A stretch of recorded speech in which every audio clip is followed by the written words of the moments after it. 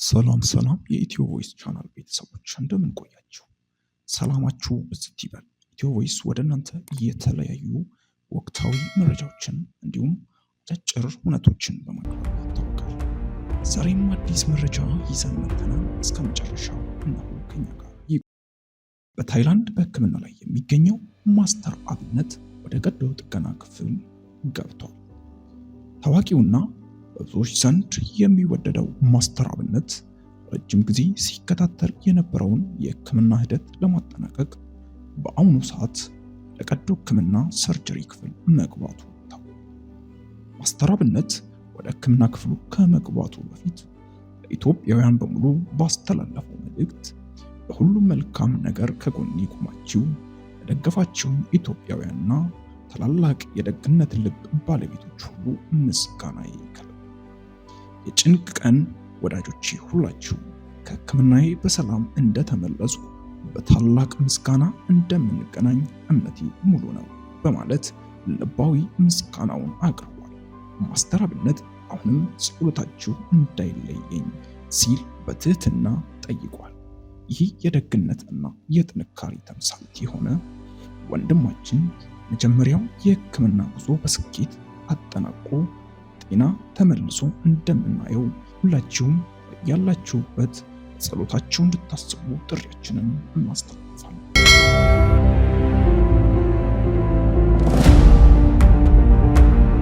ወደ ውጪ ዜና ስናልፍ ዶናልድ ትራምፕ በህዳሴ ግድብ ጉዳይ ላይ ጠንከር ያለ መልእክት ለግብጽ ላኩ። አሜሪካው ፕሬዝዳንት ዶናልድ ትራምፕ ለፕሬዝዳንት አብዱል ፈታህ አልሲሲ በላኩት ደብዳቤ አባይ ውሃ ክፍፍልን በተመለከተ አሜሪካ ደግሞ ወደ ሽምግልናው ለመመለስ ዝግጁ መሆኗን አስታውቋል።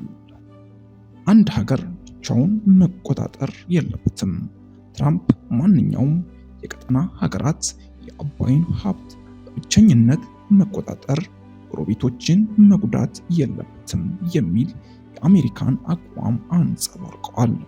ኢትዮጵያ የቀረበው ሐሳብ ኢትዮጵያ በቂ የኤሌክትሪክ ኃይል እንደምታመነጭና ለጎረቤቶችም እንደምትሸጥ፣ ግብፅና ሱዳን ደግሞ በድርቅ ወቅት የሚለቀቅላቸው ውሃ እንዲረጋገጥ የሚያስችል ስምምነት እንዲደረስ ፍላጎታቸውን ገልጸዋል።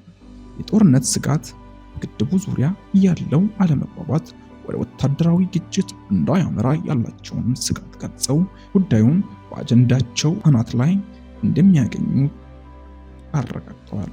በምስራቅ አፍሪካ ሰማይ ስር ለሺህ ዓመታት ሲፈስ የኖረው የአባይ ወንዝ ዛሬ የታሪክ፣ የህግ እና የጂኦፖለቲካዊ ፍላጎቶች ፍጭት የሚታይበት አውድማ ሆኗል። አንዳንዶች አባይ የልማትና የተፋሰስ ቃል ነው፣ ለሌሎች ደግሞ የህልውና ስጋት።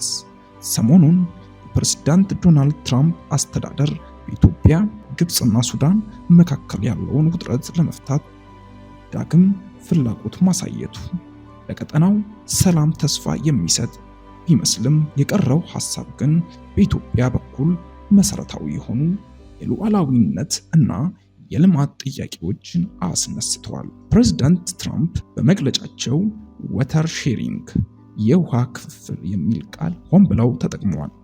ይህ ቃል በዲፕሎማሲያዊ መዝገበ ቃላት ውስጥ ቀላል ቢመስልም በውስጡ ግን ሁለት ተቃራኒ የህግ ጽንሰ ሐሳቦችን ያጋጫል። ግብፅና ሱዳን የታሪክ ሀብትና ቀደምት ተጠቃሚነት በሚሉ መርሆች ላይ በመመስረት የውሃ ኮታ እንዲቀመጥ ይፈልጋሉ። በአንጻሩ ኢትዮጵያ የምትከተለው ዓለም አቀፍ መርህ ፍትሐዊና ምክንያታዊ አጠቃቀም የሚል ነው። ክፍፍል የሚለው ቃል ወደ ኮታ ስለሚመራ ኢትዮጵያ ወደፊት ለግብርና ወይንም ለሌሎች ልማት ከአባይ ላይ ውሃ እንዳትቀዳ እጇን ሊያስር ይችላል የሚል ስጋት አለ።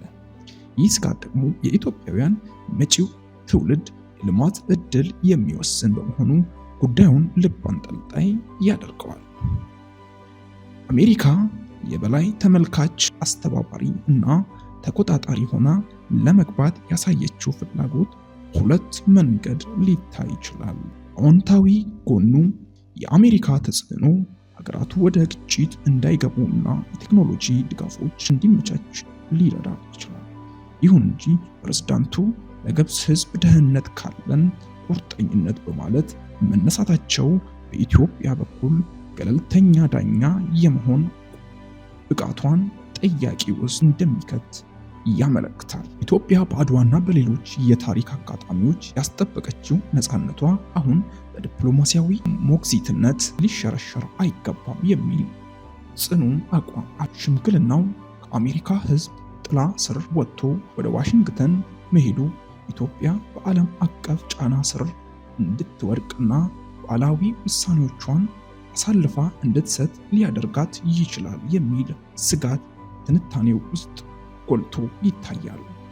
በትራምፕ መግለጫ ውስጥ በድርቅ ወቅት የውሃ ልቀት የሚረጋገጥ የሚለው ነጥብ ትልቁ የቴክኒክ ልዩነት ያለበት ቦታ ነው። ይህ ነጥብ ለግብፅ ህልውና ዋስትና ሲሆን፣ ለኢትዮጵያ ደግሞ የኤነርጂ ዋስትና ስጋት ነው። ተፈጥሯዊ ድርቅ በሚከሰትበት ወቅት በግድቡ ውስጥ ያለው የውሃ መጠን ይቀንሳል። በዚህ ጊዜ ኢትዮጵያ ለግብፅ ውሃ ልቀቂ ተብላ ከተገደደች ግድቡ ኤሌክትሪክ ማመንጨት ሊያቆም ይችላል። ይህ ልማት ኢትዮጵያ በቢሊዮን የሚቆጠሩ ዶላር አውጥታ የገነባችው ግድብ በድርቅ ወቅት ለራሷ ሳይሆን ለታችኞቹ ሀገራት ብቻ አገልግሎት ይሰጣል ማለት ነው። ኤሌክትሪክ በነፃ ወይንም በዝቅተኛ ዋጋ ለግብፅ መስጠት የሚለው ሐሳብ የሀገሪቱን የኢንዱስትሪ ሽግግር እና የኢኮኖሚ ተጠቃሚነት አደጋ ላይ ሊጥል የሚችል ኢኮኖሚያዊ አጣብቂኝ ነው። በደብዳቤው ማጠቃለያ ላይ ስለ ወታደራዊ ግጭት ማንሳቱ ጉዳይ ምን ያህል አሳሳቢ እንደሆነ ለማሳየት ቢሆንም፣ በሌላ በኩል ግን በሀገሪቱ መካከል ያለውን የመተማመን መንፈስ ሊሸረሽር ይችላል። አሜሪካ ጦርነትን እንደ አማራጭ ማንሳቷ አንዱ ወገን ሌላውን እንዲያስፈራራ በር ሊከፍት ይችላል የሚልም ስጋት አለ።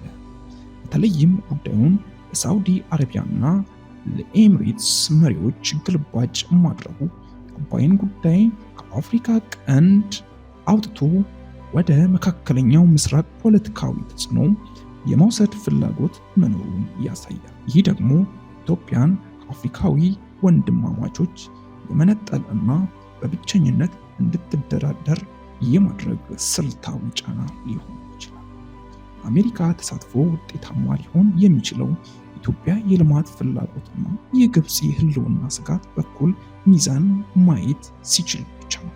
የአፍሪካ መፍትሄ የበላይነት ድርድር በአፍሪካ ህብረት መሪነት ቀጥሎ አሜሪካና የሌሎች አካላት በታዛቢነት እና በቴክኒክ ድጋፍ ቢሳተፉ ይበልጥ ተቀባይነት ይኖረዋል ተብሎም ይታሰባል። ሁለገብ ስምምነት ስለ ውሃው ክፍፍል የሚደረግ ውይይት በሶስቱ ሀገራት ላይ ብቻ ሳይሆን ሁሉም የአባይ ተፋሰስ ሀገራትን ባካተተ መልኩ መካሄድ አለበትም ተብሏል። የጋራ ተጠቃሚነት ትኩረቱ ከፖለቲካዊ ጫና ወጥቶ ድርቅን በጋራ ለመቋቋም በሚያስችል ሳይንሳዊ እና ቴክኒካዊ ስምምነት ላይ ማተኮር ይኖርበታል። ይህ የአሜሪካ መግለጫ ኢትዮጵያ የሰላም ጥሪ ቢመስልም በጥንቃቄ ካልተያዘ ግን የልማት እድሏን የሚገድብ ዲፕሎማሲያዊ ጫና ሊሆን ይችላል።